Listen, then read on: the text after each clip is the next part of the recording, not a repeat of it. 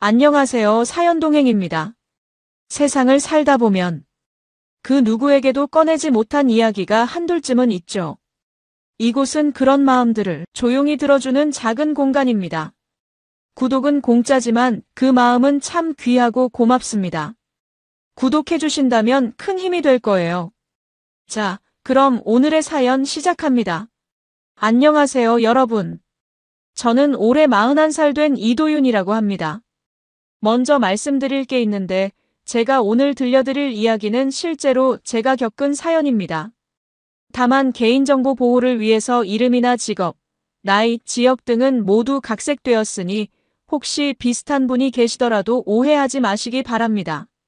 저는 작은 자영업을 하고 있습니다. 동네에서 식자재 도매 가게를 운영하죠. 새벽 5시면 일어나서 시장에 나가 물건을 떼오고 하루 종일 손님들을 응대합니다.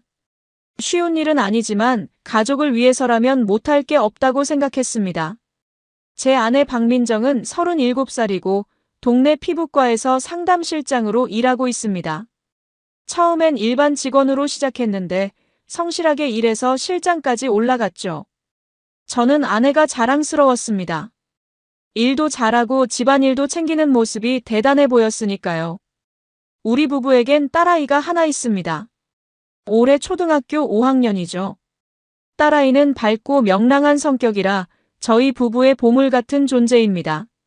저는 아침마다 딸아이 도시락을 싸주고 주말이면 함께 자전거를 타러 나갔습니다. 아내는 딸아이 학원 스케줄을 꼼꼼히 챙기고 숙제도 봐주었습니다. 그렇게 우리는 평범한 가정을 꾸려왔습니다. 부족함 없이, 큰 욕심 없이 그저 소소한 행복을 느끼며 살아왔죠. 제가 보기엔 우리 가정은 행복했습니다. 아침마다 아내가 차려준 밥상을 받으며 오늘도 수고해라는 말 한마디에 힘을 얻었고 저녁엔 딸아이와 장난치며 웃음꽃을 피웠습니다. 명절 때면 친척들이 모여 너희 부부 참 잘 산다고 칭찬했습니다. 저는 그 말이 진심이라고 믿었습니다. 우리가 정말 잘 살고 있다고 생각했죠. 아내도 항상 웃는 얼굴로 저를 맞이했고 제가 힘들어할 때면 괜찮아, 우리 같이 힘내자라며 격려해 주었습니다. 자영업이라는 게 쉽지 않습니다. 매일 새벽같이 나가서 밤늦게 들어오는 날도 많았습니다. 주말도 제대로 쉬지 못했죠. 명절 연휴에도 가게 문을 열었습니다. 다른 가게들이 쉴 때 문을 열면 손님들이 더 많이 찾아오거든요. 힘들었지만 제 가족이 행복하다면 그걸로 충분했습니다. 가끔 아내가 당신 너무 무리하는 거 아니야? 라고 걱정하면 저는 괜찮아, 우리 딸 대학 보낼 돈 벌어야지라며 웃어넘겼습니다. 아내는 그럴 때마다 고마워라고 말하며 제 손을 꼭 잡아주었습니다. 저는 비록 돈을 많이 버는 건 아니지만 가족을 먹여 살리기엔 충분했습니다. 매달 꼬박꼬박 월세를 내고 딸아이 학원비도 빠짐없이 냈습니다. 아내 생일이나 결혼기념일엔 작은 선물이라도 꼭 준비했습니다. 아내가 좋아하는 꽃다발과 케이크를 사들고 집에 들어가면 아내는 환하게 웃으며 당신 참 로맨틱해라고 말했습니다. 그 웃음을 보는 게 제겐 가장 큰 보람이었습니다. 딸아이도 아빠를 좋아했습니다. 아빠, 오늘 학교에서 이런 일이 있었어라며 제잘제잘 이야기를 늘어놓으면 저는 피곤해도 귀 기울여 들었습니다. 우리 딸 정말 대단하네라고 칭찬하면 딸아이는 더 신이 나서 이야기했습니다. 주말이면 놀이공원에 가거나 영화를 보러 갔습니다. 평범한 일상이었지만 저에겐 그 시간들이 너무나 소중했습니다. 이런 순간들이 쌓여서 행복한 가정이 만들어진다고 믿었습니다. 그렇게 10여 년을 살아왔습니다. 큰 싸움 없이, 큰 문제 없이 그저 평범하게 살았습니다. 가끔 아내와 의견이 안 맞아 다투기도 했지만 금방 화해했습니다. 미안해, 내가 좀 예민했나 봐라고 아내가 먼저 사과하면 저도 아니야, 내가 좀 더 신경 썼어야 했는데라며 화해했습니다. 그런 게 부부 아닙니까? 서로 이해하고 양보하면서 살아가는 거죠. 저는 우리 부부가 그렇게 잘 지내고 있다고 생각했습니다. 하지만 언제부터일까 뭔가 달라지기 시작했습니다. 정확히 언제부터였는지는 기억나지 않습니다. 아마 6개월쯤 전부터였던 것 같습니다. 아내의 퇴근 시간이 점점 늦어졌습니다. 처음엔 일주일에 한두 번 정도였습니다. 오늘 회식이야 라고 연락이 오면 저는 그래, 조심히 다녀와라고 답했습니다. 피부과 일이 바쁘다고 했으니까요. 상담실장이라는 자리가 책임도 무겁고 스트레스도 많을 거라고 이해했습니다. 그런데 늦은 귀가가 점점 잦아졌습니다. 일주일에 한두 번이던 게 어느새 거의 매일같이 되더군요. 오늘도 회식이야? 물으면 응. 원장님이 직원들 사기 진작한다고라며 대충 넘어갔습니다. 저는 의심 같은 건 해본 적이 없었습니다. 우리 아내를 믿었으니까요. 하지만 뭔가 이상하다는 느낌은 있었습니다. 그렇게 자주 회식을 할까? 하는 의문이 들었지만 저는 애써 무시했습니다. 아내를 의심하고 싶지 않았으니까요. 그런데 이상한 건 귀가 시간이 점점 늦어질수록 아내의 말투가 퉁명스러워졌다는 겁니다. 예전엔 제가 오늘 힘들었어? 라고 물으면 괜찮아, 당신도 고생 많았지라며 웃어주던 사람이 이젠 피곤해, 그냥 자잘하며 등을 돌렸습니다. 제가 다가가 어깨라도 만지려 하면 진짜 피곤하다니까라며 짜증을 냈습니다. 저는 섭섭했지만 아내도 일하느라 힘들 거라고 이해하려 했습니다. 어느 날 밤이었습니다. 그날따라 아내의 귀가가 더 늦었습니다.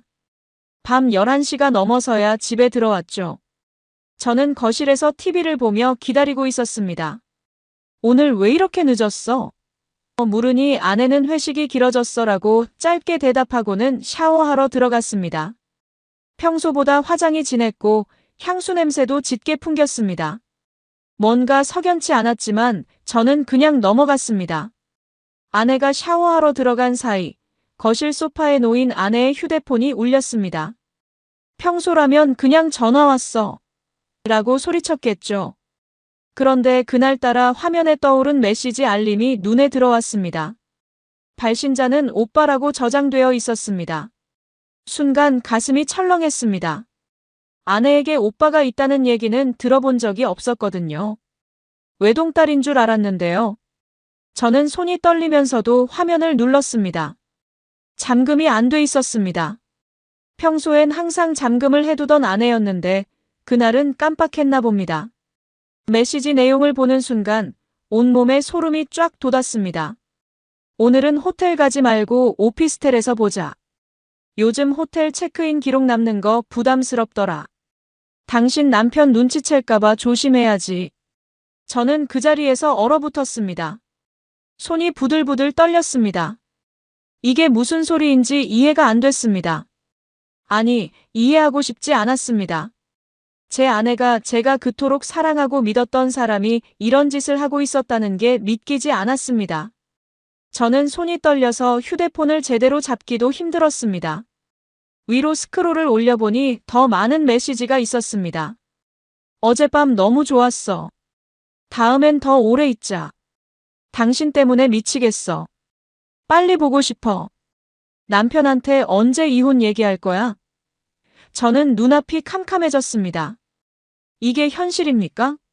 제가 지금 꿈을 꾸고 있는 겁니까? 심장이 미친 듯이 뛰었습니다. 호흡이 가빠졌습니다. 손에 힘이 쭉 빠져서 휴대폰을 놓칠 뻔했습니다. 샤워실 문이 열리는 소리가 들렸습니다. 아내가 물기 묻은 머리를 수건으로 닦으며 나왔습니다. 평소처럼 아무렇지도 않은 표정이었습니다. 마치 아무 일도 없었던 것처럼 말이죠. 저는 휴대폰을 손에 쥔 채 그대로 서 있었습니다. 아내가 제 표정을 보더니 순간 얼굴이 하얗게 질렸습니다. 제 손에 들린 휴대폰을 보고 뭔가 눈치챈 것 같았습니다. 그게 뭐야? 아내가 떨리는 목소리로 물었지만 이미 늦었습니다. 저는 휴대폰 화면을 아내에게 내밀었습니다. 이게 뭐야? 오빠라는 사람은 누구야? 호텔? 오피스텔? 이게 도대체 무슨 소리야? 제 목소리는 떨렸지만 동시에 분노로 가득했습니다. 아내는 잠시 말을 잃었다가 곧 태어난 척 말했습니다. 아, 그거? 그냥 동료야. 오빠처럼 잘 챙겨줘서 그렇게 저장한 거고. 저는 믿을 수가 없었습니다. 이렇게까지 뻔뻔할 수가 있나 싶었습니다. 동료가 왜 호텔이나 오피스텔 얘기를 해? 이혼 얘기까지 나오는데? 나 바보로 보여. 제 목소리는 점점 커졌습니다. 아내는 잠시 당황하는 표정을 지었지만 곧 짜증 섞인 표정으로 소파에 털썩 앉으며 말했습니다. 당신이 뭘 알아? 당신이 나한테 뭘 해준 게 있다고 이래? 그 말이 제 가슴을 칼로 베는 것 같았습니다. 내가 뭘 해준 게 없다고. 나 매일 새벽같이 나가서 밤늦게 들어오면서 가족 먹여 살리려고 죽어라 일했어. 딸아이 학원비, 집 월세, 생활비 다 내가 번 거야. 그게 아무것도 아니야. 제 목소리는 떨렸습니다. 분노와 슬픔이 뒤섞인 목소리였죠. 하지만 아내는 코웃음을 쳤습니다. 돈만 벌면 다야. 나는 감정적으로 메말라 죽을 것 같았어. 당신은 나한테 관심도 없잖아. 맨날 일만 하고. 집에 오면 피곤하다고 자기만 바쁘고. 나도 일하고 집안일하고 애 키우느라 힘든데 당신은 나한테 신경이나 썼어. 아내의 목소리는 날카로웠습니다. 저는 어이가 없었습니다. 관심이 없다고요? 제가 매일 힘들지 않아? 괜찮아? 라고 물었던 건 뭡니까? 아내가 좋아하는 음식 사다 주고 생일 때마다 선물 챙기고 그게 다 관심 아닙니까? 내가 관심이 없었다고? 나 매일 당신 걱정하고 챙기려고 노력했어. 당신이 힘들까봐 집안일도 같이 하려고 했고. 그런데 이게 고작이야? 그래서 바람을 피운 거야? 제 목소리는 이미 고함에 가까웠습니다. 딸아이가 잠에서 깰까봐 걱정됐지만 참을 수가 없었습니다. 아내는 전혀 미안해하는 기색이 없었습니다. 오히려 더 당당하게 말했습니다. 그래, 내가 잘못했어. 근데 이렇게까지 할 거야? 다른 남자랑 호텔이나 오피스텔을 가. 제 목소리엔 절망이 묻어났습니다. 아내는 잠시 침묵하더니 갑자기 냉소적인 표정을 지으며 말했습니다. 당신이 뭘 알아? 그 사람은 나를 진짜 여자로 대해줘. 당신은 항상 피곤하다고 일찍 자고 나한테 신경도 안 쓰잖아. 나도 여자야. 나도 사랑받고 싶어. 저는 머리가 멍해졌습니다. 이게 무슨 소리입니까? 제가 일 때문에 피곤해서 일찍 잔 게 잘못입니까? 가족을 먹여 살리려고 뼈 빠지게 일한 게 죄입니까?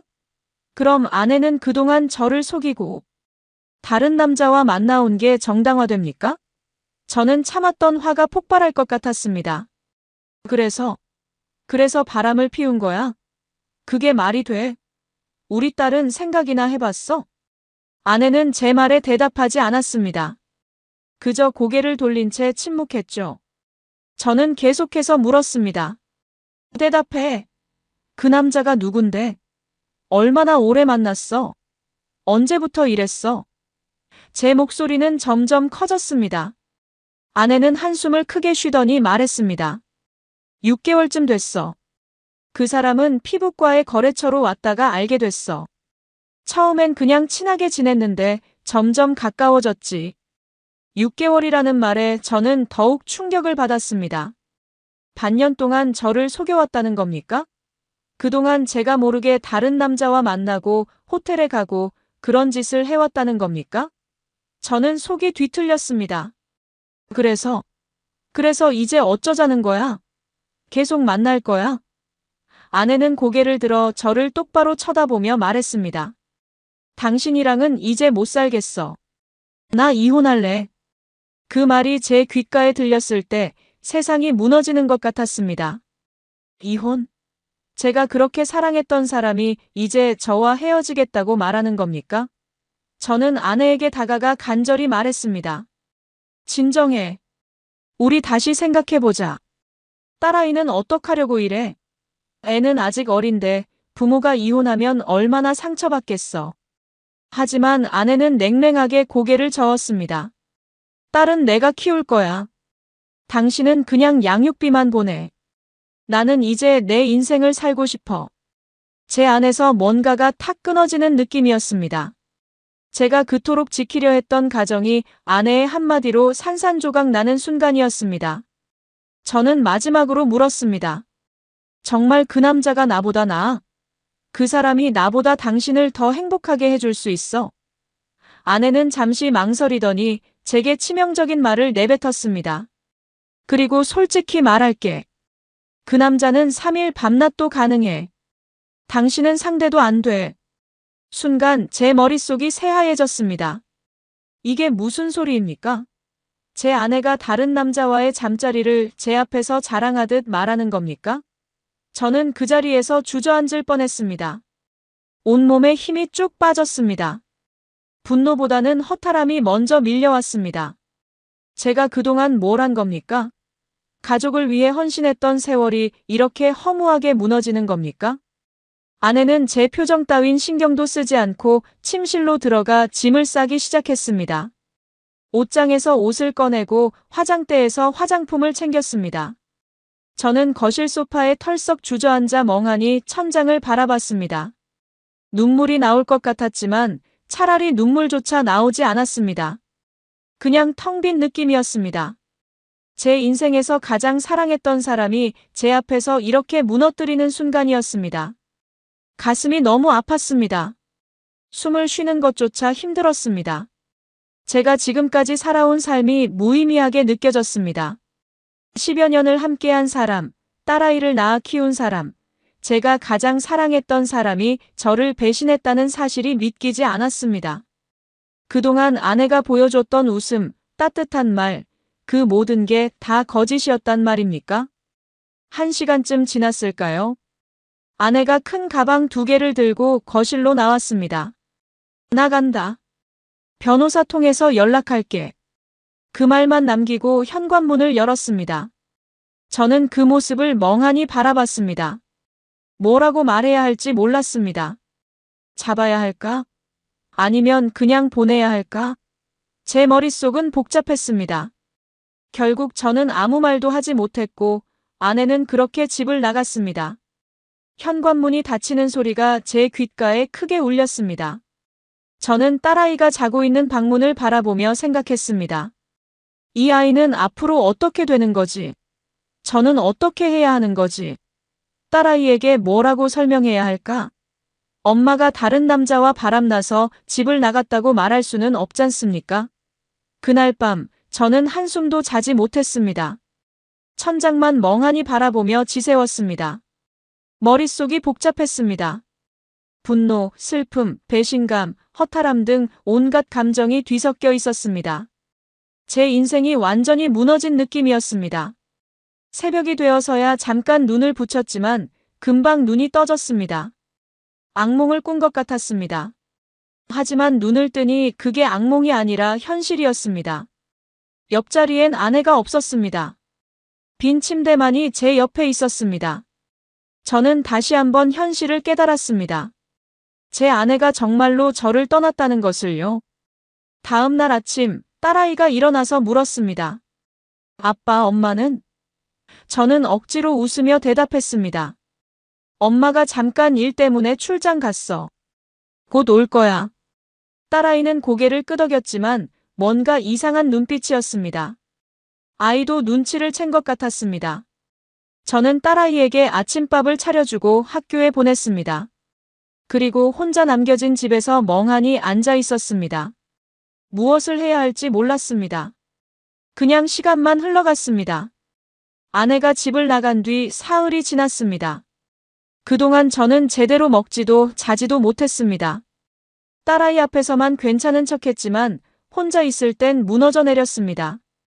처음엔 허탈함과 슬픔뿐이었지만 시간이 지날수록 다른 감정이 고개를 들었습니다. 분노였습니다. 제가 이렇게 당하고만 있어야 합니까? 아내가 저지른 일에 대해 아무런 대가도 치르지 않는 겁니까? 저는 더 이상 참을 수 없었습니다. 반드시 응징해야 한다고 생각했습니다. 저는 인터넷을 검색했습니다. 이혼 소송, 상간자 소송, 위자료 청구. 낯선 법률 용어들이 제 눈앞에 쏟아졌습니다. 여러 변호사 사무실 홈페이지를 둘러보며 후기를 읽었습니다. 불륜 증거 확보가 중요합니다. 상간자에게 손해배상 청구 가능합니다. 같은 문구들이 눈에 들어왔습니다. 저는 그 중에서 평이 좋은 변호사 사무실 한 곳을 찾아 상담 예약을 잡았습니다. 상담 당일, 저는 떨리는 마음으로 변호사 사무실에 들어섰습니다. 깔끔하게 정돈된 사무실이었습니다. 중년의 여성 변호사가 저를 맞이했습니다. 어떻게 오셨습니까? 저는 떨리는 목소리로 제 상황을 설명했습니다. 아내의 불륜, 그리고 그 남자와의 관계까지. 휴대폰에서 본 메시지 내용도 최대한 상세히 말씀드렸습니다. 변호사는 차분히 제 이야기를 듣더니 메모를 하며 고개를 끄덕였습니다. 상간자 소송을 생각하시는군요. 증거는 확보하셨습니까? 변호사가 물었습니다. 증거라니, 저는 그저 휴대폰 메시지 하나 본 게 전부였습니다. 메시지는 봤는데 그거면 안 됩니까? 제가 물었습니다. 변호사는 고개를 저었습니다. 메시지만으로는 부족합니다. 법정에서 인정받으려면 더 확실한 증거가 필요합니다. 호텔 체크인 기록, 카드 사용 내역, CCTV 영상, 블랙박스 녹화, 통화 녹음 등을 모아야 합니다. 저는 막막했습니다. 그런 걸 어떻게 모아야 하는 거지? 변호사는 제 표정을 보고 침착하게 설명했습니다. 우선 아내분의 카드 사용 내역부터 확인해 보세요. 공동명의 카드가 있다면 가능합니다. 호텔이나 모텔, 오피스텔 관련 결제 내역이 있는지 확인하세요. 그리고 아내분이 자주 가는 곳을 파악해서 CCTV 영상을 확보하는 것도 방법입니다. 만약 차량이 있다면 블랙박스 영상도 중요한 증거가 됩니다. 변호사는 계속해서 설명했습니다. 특히 금전적인 흐름도 중요합니다. 혹시 아내분이 생활비나 저축금을 빼간 적이 있습니까? 만약 그 돈이 상간남에게 갔다면 이건 역시 소송에서 유리한 증거가 됩니다. 불륜뿐만 아니라 재산 유용까지 입증할 수 있거든요. 저는 잠시 생각했습니다. 그러고 보니 최근 몇 달간 통장 잔고가 이상하게 줄어들었던 기억이 났습니다.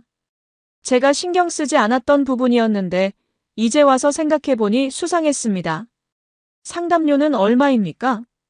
제가 물었습니다. 오늘 상담은 무료입니다.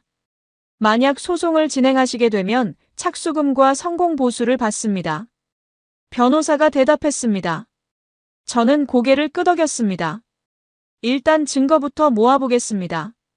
그리고 다시 연락드리겠습니다. 변호사는 명함을 건네며 말했습니다. 증거는 많을수록 좋습니다. 하지만 불법적인 방법은 안 됩니다. 도청이나 불법 촬영 같은 건 오히려 역효과를 낳을 수 있으니 조심하세요. 저는 집으로 돌아와 곧바로 카드 사용 내역을 확인했습니다. 컴퓨터를 켜고 카드사 홈페이지에 접속했습니다. 아내와 공동 명의로 된 카드가 있었습니다. 로그인을 하고 최근 6개월간의 사용 내역을 출력했습니다. 그동안 제가 신경 쓰지 않았던 부분들이 하나씩 눈에 들어왔습니다.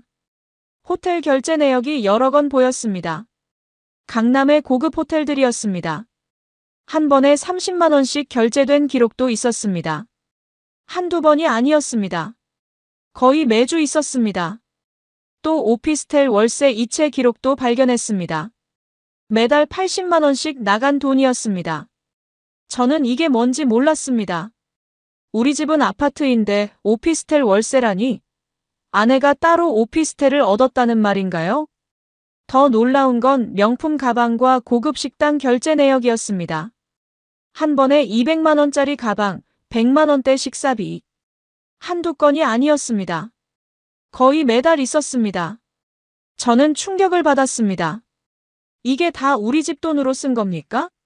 제가 새벽같이 일어나 밤늦게까지 일해서 번 돈이 이렇게 쓰인 겁니까? 분노가 치밀어 올랐습니다. 더 놀라운 건 그 다음이었습니다. 카드 내역을 따라가다 보니 계좌 이체 기록도 발견했습니다. 저는 황급히 통장 거래 내역을 확인했습니다. 인터넷 뱅킹에 접속해서 최근 1년간의 거래 내역을 출력했습니다. 그리고 발견한 것은 충격적이었습니다. 제 통장에서 큰 돈이 여러 번 빠져나간 기록이 있었습니다. 한 번에 500만 원, 300만 원씩 나간 돈이었습니다. 저는 더 자세히 확인했습니다. 딸아이 학원비로 모아둔 적금도 해지되어 있었습니다. 2천만 원이 넘는 돈이었습니다. 비상금으로 저축해둔 예금도 모두 인출되어 있었습니다. 1,500만 원 정도였습니다. 제 손이 부들부들 떨렸습니다. 이게 도대체 어떻게 된 일입니까? 아내가 제 돈을 몰래 빼간 겁니까? 저는 이체 내역을 확인했습니다. 받는 사람 계좌를 보니 낯선 이름이 있었습니다. 강민수라는 사람이었습니다. 이 사람이 누굽니까? 아내가 말했던 그 남자입니까? 저는 그 이름을 메모했습니다. 그리고 모든 거래 내역을 출력했습니다. 이게 다 증거가 될 겁니다. 저는 다시 변호사에게 전화를 걸었습니다. 돈이 다 빠져나갔습니다. 제 통장에서 큰 돈이 여러 번 인출됐어요. 아내가 몰래 빼간 것 같습니다. 변호사는 침착하게 대답했습니다. 그 돈이 어디로 갔는지 추적해보세요. 아마 상간남에게 갔을 가능성이 큽니다. 그렇다면 소송에서 매우 유리한 증거가 됩니다. 이건 단순한 불륜이 아니라 재산 유용까지 포함되는 겁니다. 저는 곧바로 은행에 찾아갔습니다. 창구 직원에게 상황을 설명하고 이체 내역 조회를 요청했습니다. 처음엔 개인정보 보호 때문에 어렵다고 했지만 제가 소송 준비 중이라고 하자 협조해 주었습니다. 이체받은 사람의 계좌 정보를 확인한 결과 제 예상이 맞았습니다. 강민수라는 사람의 계좌였고 그 사람은 사업자 등록이 되어 있었습니다. 이 사람 뭐 하는 사람입니까?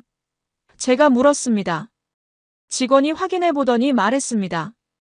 음식점 사업자로 등록되어 있네요. 최근에 등록된 것 같습니다. 저는 이해가 갔습니다. 아내가 제 돈으로 그 남자의 사업 자금을 대준 겁니다. 제가 피땀 흘려 번 돈이 다른 남자의 사업에 쓰였다니. 이게 말이 됩니까? 저는 분노로 온몸이 떨렸습니다. 은행을 나와서 다시 변호사에게 전화했습니다. 확인했습니다. 제 돈이 상간남의 계좌로 들어갔고 그 사람은 최근에 음식점 사업을 시작했습니다. 변호사는 만족스러운 목소리로 말했습니다. 완벽합니다. 이제 이 증거들을 정리해서 가져오세요. 소송 준비를 시작하겠습니다.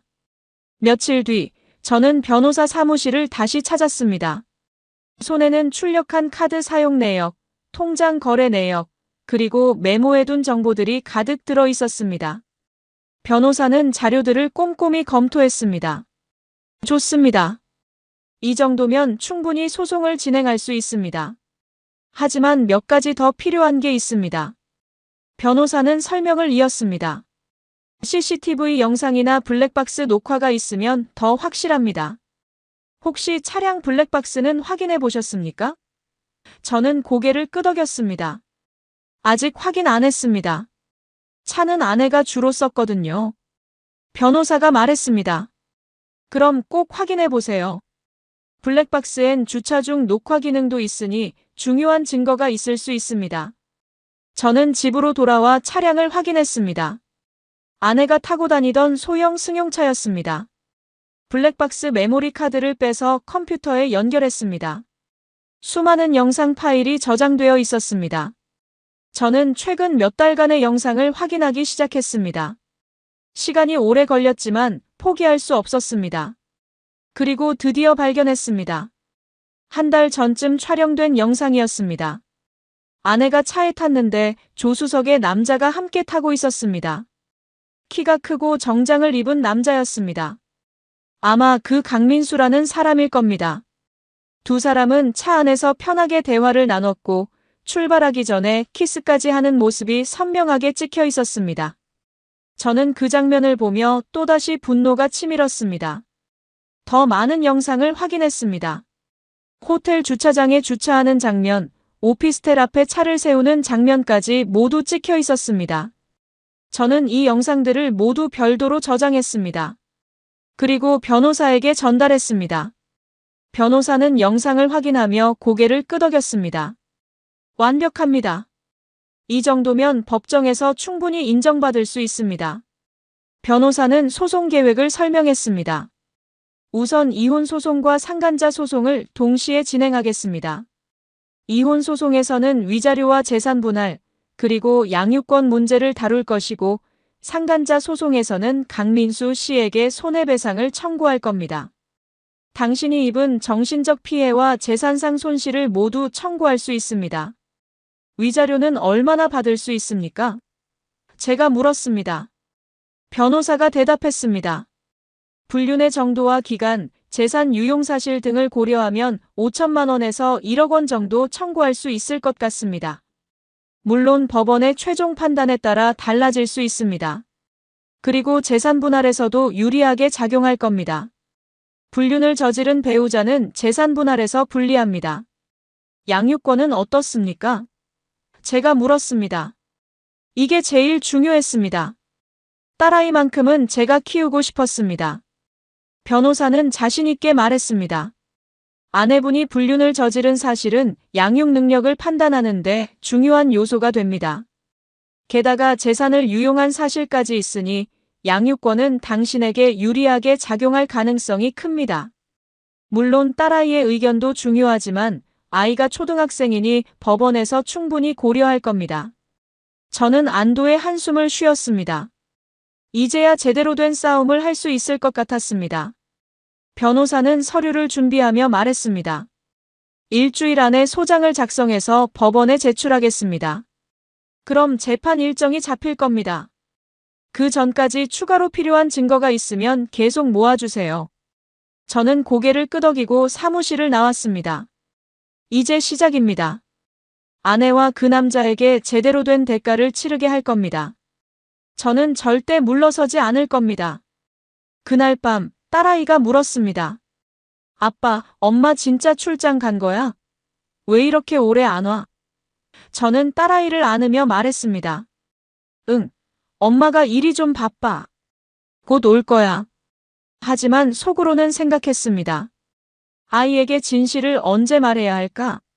어떻게 설명해야 할까? 저는 딸아이가 상처받지 않기를 바랐습니다. 며칠 뒤 아내에게서 연락이 왔습니다.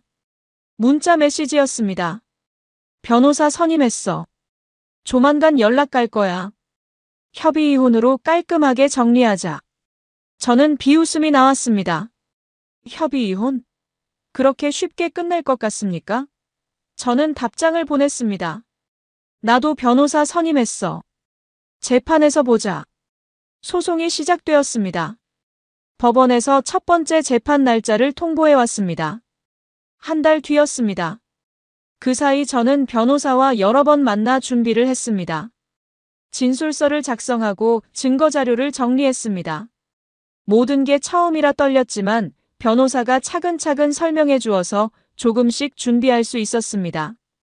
재판 당일 저는 정장을 차려입고 법원에 갔습니다.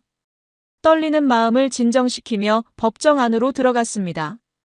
저 반대편에 아내가 앉아 있었습니다. 한 달 만에 보는 아내였습니다. 예전보다 화장이 진해 보였고 명품 옷을 입고 있었습니다. 그 옆엔 아내 측 변호사가 앉아 있었고 조금 떨어진 곳에 한 남자가 앉아 있었습니다. 아마 그 강민수라는 사람일 겁니다. 제 가슴이 뛰었지만 저는 침착하게 자리에 앉았습니다. 재판장이 입장하고 재판이 시작되었습니다. 재판장이 말했습니다. 이혼 청구 및 상간자 손해배상 청구 사건입니다. 원고 측부터 주장하십시오. 제 변호사가 일어나 말을 시작했습니다. 재판장님, 이 사건은 명백한 불륜 사건입니다. 피고 박민정은 혼인 관계를 유지하면서 제3자 강민수와 부적절한 관계를 맺었습니다. 이로 인해 원고는 극심한 정신적 고통을 받았고 가정이 파탄에 이르렀습니다. 변호사는 증거자료를 제시하기 시작했습니다. 이것은 피고의 휴대폰 메시지 내용입니다. 호텔과 오피스텔에서 만나자는 내용이 명확히 드러나 있습니다. 변호사는 계속해서 증거를 제시했습니다. 그리고 이것은 피고의 카드 사용 내역입니다. 호텔 결제, 오피스텔 월세 이체, 고급 식당 이용 내역이 수십 건 있습니다. 더욱 심각한 것은 이것입니다. 변호사는 통장 거래 내역을 들어보였습니다. 피고는 원고 명의의 통장에서 총 4,500만 원을 무단으로 인출했습니다. 그리고 이 돈은 모두 강민수의 계좌로 이체되었습니다. 재판장은 심각한 표정으로 자료를 검토했습니다.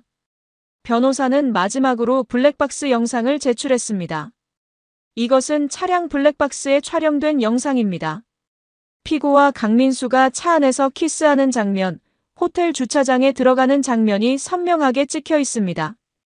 영상이 법정 화면에 재생되자 재판장은 더욱 엄숙한 표정을 지었습니다.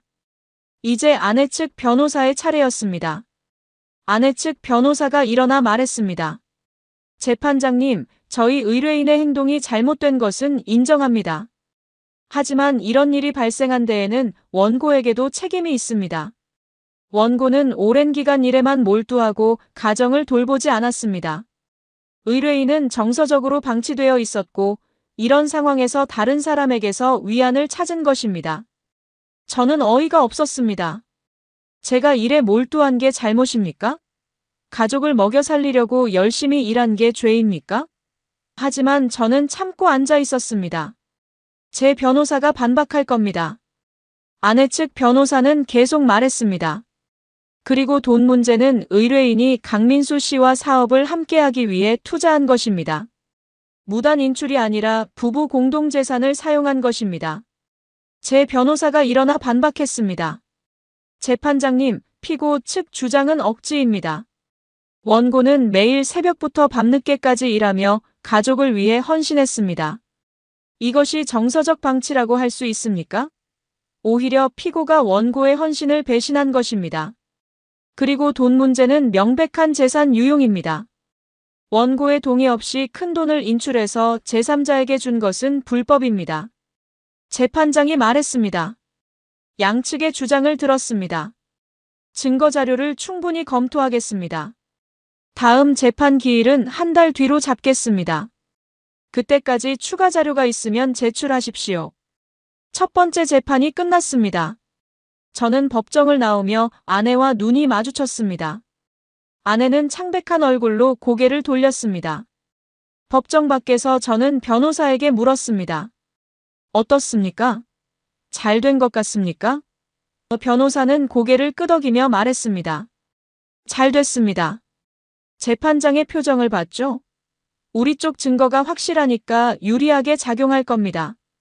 다음 재판까지 추가 증거를 더 모아보겠습니다. 집으로 돌아오는 길, 저는 복잡한 심정이었습니다. 한편으론 제대로 싸우고 있다는 안도감이 들었지만 다른 한편으론 씁쓸했습니다. 제가 사랑했던 사람과 법정에서 싸우고 있다는 사실이 너무나 슬펐습니다. 하지만 저는 물러설 수 없었습니다. 딸아이를 위해서라도 끝까지 싸워야 했습니다.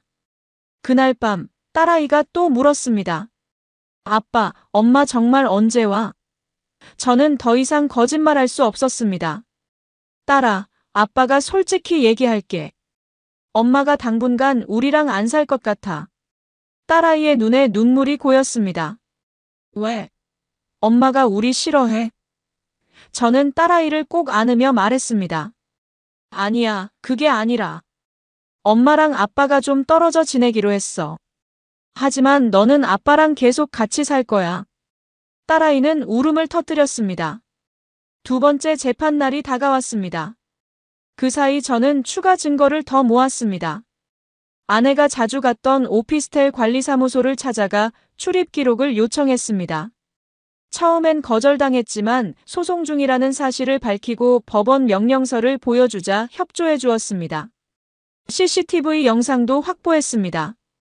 아내와 강민수가 함께 엘리베이터를 타고 올라가는 모습, 늦은 밤에 나오는 모습까지 선명하게 찍혀 있었습니다. 두 번째 재판 당일, 저는 더 단단한 마음으로 법정에 들어섰습니다. 이번엔 상간남 강민수도 증인석에 서게 되어 있었습니다. 재판이 시작되고 제 변호사는 추가 증거들을 제출했습니다. 재판장님, 이것은 오피스텔 출입 기록과 CCTV 영상입니다. 피고와 강민수가 함께 출입한 기록이 수십 건에 달합니다. 특히 밤늦은 시간에 들어가서 다음날 아침에 나오는 기록도 여러 건 있습니다. 재판장이 자료를 검토하는 동안 강민수가 증인석에 섰습니다. 제 변호사가 날카롭게 질문했습니다. 증인은 피고 박민정과 어떤 관계입니까? 강민수는 잠시 머뭇거리다가 대답했습니다. 사랑하는 사이입니다. 그 말을 듣는 순간 제 주먹이 불끈 쥐어졌습니다. 변호사는 계속 질문했습니다. 증인은 피고가 기혼자라는 사실을 알고 있었습니까? 강민수가 대답했습니다. 네, 알고 있었습니다. 그럼에도 불구하고 관계를 지속한 이유가 뭡니까? 변호사의 목소리는 차갑게 가라앉았습니다. 강민수는 잠시 말을 잃었다가 대답했습니다. 저희는 진심으로 사랑했습니다. 민정 씨는 남편과의 결혼 생활이 불행했다고 했습니다. 변호사는 코웃음을 쳤습니다. 진심이라고요? 그렇다면 원고의 돈을 사업 자금으로 받은 것도 진심입니까? 강민수의 얼굴이 굳어졌습니다. 그건 민정 씨가 자발적으로 투자해 준 겁니다. 저희가 함께 사업을 하려고 했으니까요. 변호사가 서류를 들어보이며 말했습니다. 자발적이라고요? 이 돈은 원고 명의의 통장에서 나온 돈입니다. 원고의 동의도 없이 빼간 돈이죠. 증인은 그 사실을 알면서도 받았습니까? 강민수는 대답하지 못했습니다. 변호사는 계속해서 압박했습니다. 증인이 최근에 시작한 음식점 사업, 그 자금은 어디서 나왔습니까? 강민수가 조심스럽게 대답했습니다. 일부는 제 자금이고 일부는 민정 씨가 도와줬습니다. 변호사가 날카롭게 반박했습니다. 일부가 아니라 대부분 아닙니까? 증인의 사업자 등록 자료를 보면 초기 투자금이 5천만 원입니다. 그중 4,500만 원이 민정 씨, 정확히는 원고의 돈입니다. 이것을 일부라고 할 수 있습니까? 강민수는 말문이 막혔습니다. 재판장이 엄숙한 표정으로 물었습니다. 증인은 그 돈이 원고의 재산이라는 걸 알면서도 받았습니까? 강민수는 고개를 숙이며 작은 목소리로 대답했습니다. 죄송합니다. 재판장이 말했습니다. 죄송하다는 말로 해결될 문제가 아닙니다. 증인은 타인의 혼인 관계를 파탄내고 그의 재산까지 유용했습니다. 이는 명백한 불법 행위입니다. 이번엔 아내가 증인석에 섰습니다. 아내 측 변호사가 물었습니다. 의뢰인은 왜 강민수 씨와 관계를 맺게 되었습니까? 아내가 눈물을 글썽이며 말했습니다. 남편과의 결혼 생활이 너무 힘들었습니다. 남편은 저를 사랑하지 않았어요. 일만 하고 저한테는 관심도 없었습니다. 저는 외로웠고 민수 씨가 그 외로움을 채워줬습니다. 제 변호사가 반박했습니다. 증인은 원고가 매일 새벽부터 밤늦게까지 일한 이유가 뭐라고 생각합니까? 아내가 대답했습니다. 돈 벌려고요. 변호사가 날카롭게 물었습니다. 누구를 위해서 돈을 번 겁니까? 아내는 대답하지 못했습니다. 변호사가 계속 말했습니다. 가족을 위해서 아닙니까? 증인과 딸을 위해서 열심히 일한 거 아닙니까? 그런데 증인은 그 헌신을 외면하고 다른 남자와 바람을 피웠습니다. 아내의 눈에서 눈물이 흘렀습니다. 하지만 저는 더 이상 그 눈물에 속지 않았습니다. 변호사가 마지막으로 물었습니다. 증인은 원고의 돈을 무단으로 인출한 사실을 인정합니까? 아내가 작은 목소리로 대답했습니다. 네. 그 돈을 강민수에게 준 이유가 뭡니까? 아내가 대답했습니다. 함께 새로운 삶을 시작하려고 했습니다. 재판장이 말했습니다. 충분히 들었습니다. 양측의 주장과 증거를 모두 검토했습니다. 판결은 2주 뒤에 선고하겠습니다. 두 번째 재판이 끝났습니다. 저는 법정을 나오며 홀가분한 기분이 들었습니다. 드디어 진실이 밝혀졌습니다. 이제 판결만 남았습니다. 법정 밖에서 아내가 저에게 다가왔습니다. 우리 좀 얘기할 수 있을까? 저는 냉정하게 대답했습니다. 할 말 없어. 이제 법원 판결만 기다리면 돼. 아내가 울먹이며 말했습니다. 미안해. 정말 미안해. 내가 정신이 없었어. 다시 한 번만 기회를 줄 수 없을까? 저는 단호하게 고개를 저었습니다.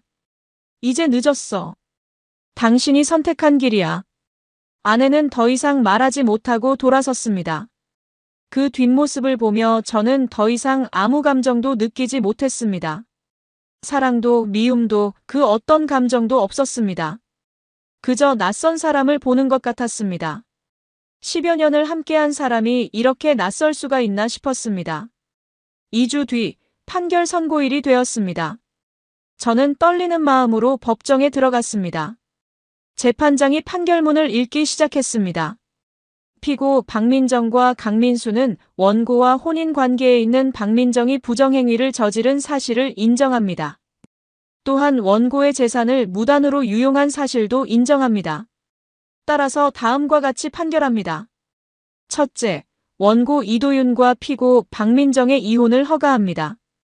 둘째, 피고 박민정은 원고에게 위자료 7천만 원을 지급하라. 셋째, 재산 분할은 원고에게 60%, 피고에게 40%로 합니다. 넷째, 양육권은 원고에게 지정하며 피고는 매월 양육비 100만 원을 지급하라. 다섯째, 피고 강민수는 원고에게 손해배상금 5천만 원을 지급하라.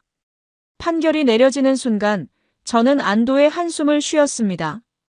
드디어 끝났습니다. 제가 이겼습니다. 아내는 창백한 얼굴로 주저앉았고 강민수는 고개를 떨구었습니다. 저는 법정을 나오며 처음으로 마음이 가벼워지는 걸 느꼈습니다. 판결이 확정된 뒤 모든 게 빠르게 진행되었습니다. 아내는 위자료와 재산분할금을 지급했고 강민수도 손해배상금을 분할 지급하기로 합의했습니다. 저는 그 돈으로 딸아이와 함께 새로운 집을 구했습니다. 작지만 아늑한 투룸 아파트였습니다. 예전 집보다는 작았지만 딸아이와 단둘이 살기엔 충분했습니다. 이사하는 날 딸아이가 물었습니다. 아빠, 여기서 엄마 없이 우리 둘이만 살아? 저는 고개를 끄덕였습니다. 그래, 이제 우리 둘이 새로운 시작이야. 딸아이는 잠시 슬픈 표정을 지었지만 곧 밝게 웃으며 말했습니다. 괜찮아, 아빠. 나는 아빠만 있으면 돼. 그 말에 저는 뭉클했습니다. 제가 이 아이를 위해 더 열심히 살아야겠다고 다짐했습니다. 새 집에 짐을 다 풀고 저는 딸아이와 함께 근처 공원을 산책했습니다. 가을 날씨가 선선했고 낙엽이 떨어지고 있었습니다. 딸아이는 낙엽을 주우며 즐거워했습니다. 아빠, 이 낙엽 예쁘지? 저는 웃으며 대답했습니다. 그래, 정말 예쁘다. 그 순간 저는 행복을 느꼈습니다. 비록 아내는 없지만 딸아이와 함께라면 충분히 행복할 수 있다는 걸 깨달았습니다. 며칠 뒤 강민수의 음식점이 문을 닫았다는 소식을 들었습니다. 손해배상금을 갚느라 사업을 계속할 수 없었던 모양입니다. 그는 결국 해외로 도피했다는 소문도 들렸습니다. 저는 그 소식을 들으며 쓴웃음을 지었습니다. 결국 제대로 된 대가를 치른 셈이죠.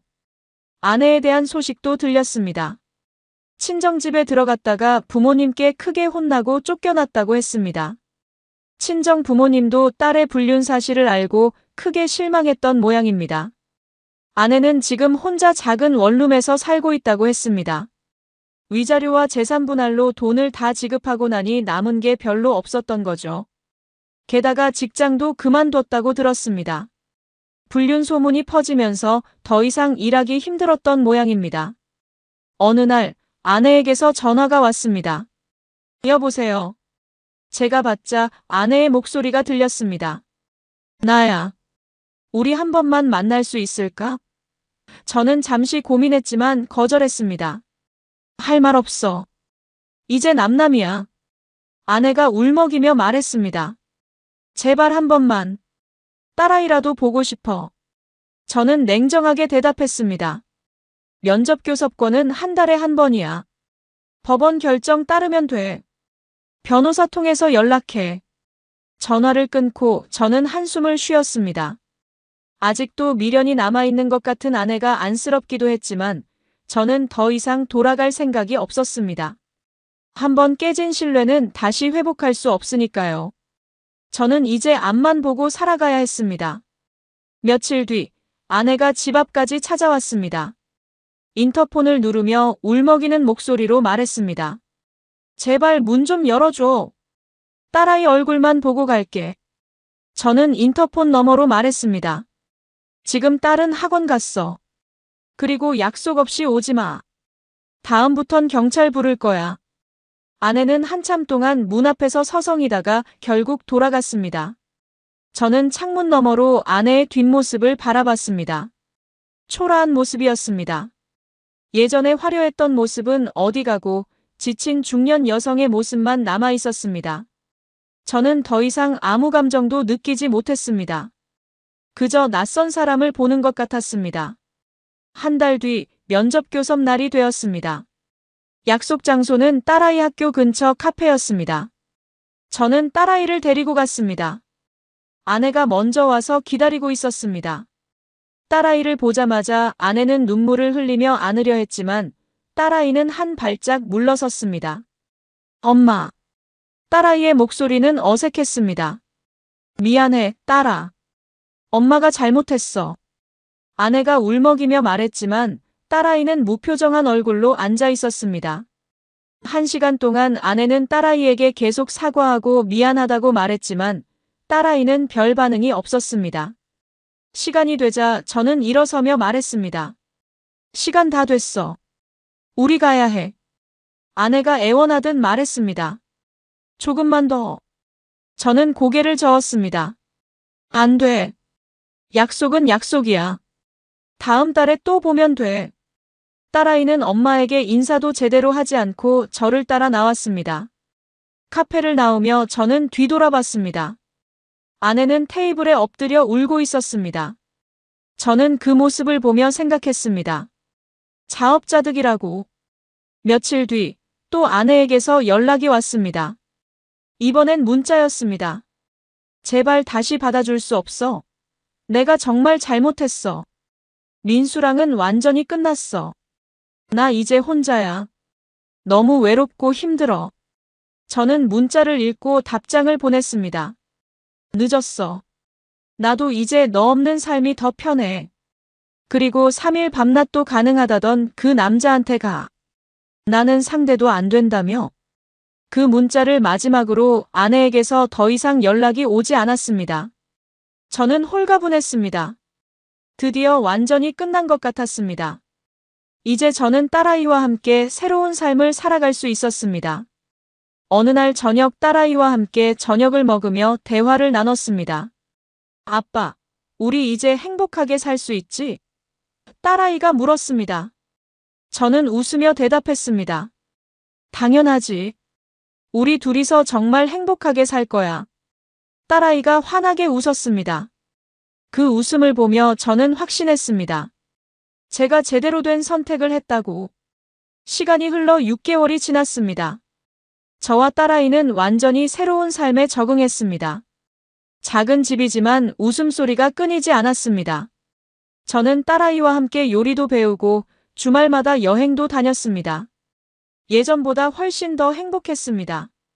어느 날 법원 앞을 지나가다가 아내를 봤습니다. 초라한 모습으로 서 있었습니다.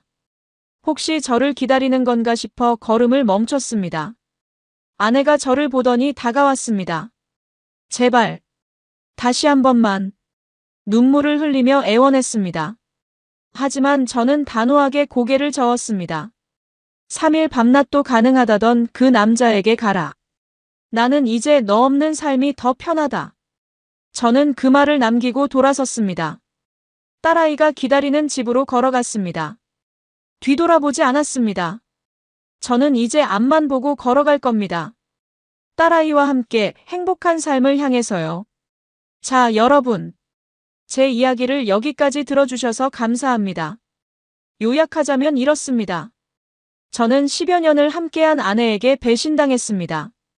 아내는 6개월 동안 다른 남자와 불륜 관계를 맺었고 제 돈까지 빼내서 그 남자의 사업 자금으로 줬습니다. 하지만 저는 굴하지 않고 증거를 모아 법정에서 싸웠습니다. 결국 이혼 판결을 받았고 위자료와 손해배상금도 받았습니다. 딸아이의 양육권도 제가 가져왔습니다. 아내와 그 남자는 모두 제대로 된 대가를 치렀습니다. 지금 저는 딸아이와 함께 행복하게 살고 있습니다. 여러분은 제 상황이었다면 어떻게 하셨을까요?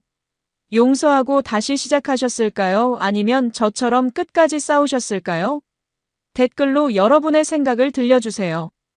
긴 이야기 들어주셔서 다시 한번 감사드립니다. 여러분, 오늘 사연 어떻게 들으셨나요? 지금 이 순간 무슨 생각이 드셨는지도 궁금합니다. 여러분의 소중한 생각을 댓글로 남겨주세요. 지금까지 사연동행이었습니다. 함께 해주신 모든 분들께 진심으로 마음 깊이 감사드립니다. 방송 끝나기 전에 혹시 아직 구독과 좋아요 안 누르셨다면 그 한 번의 클릭이 이 채널을 계속 이어가게 하는 큰 힘이 된답니다. 다음 사연에서 다시 인사드릴게요. 여러분 평안하세요.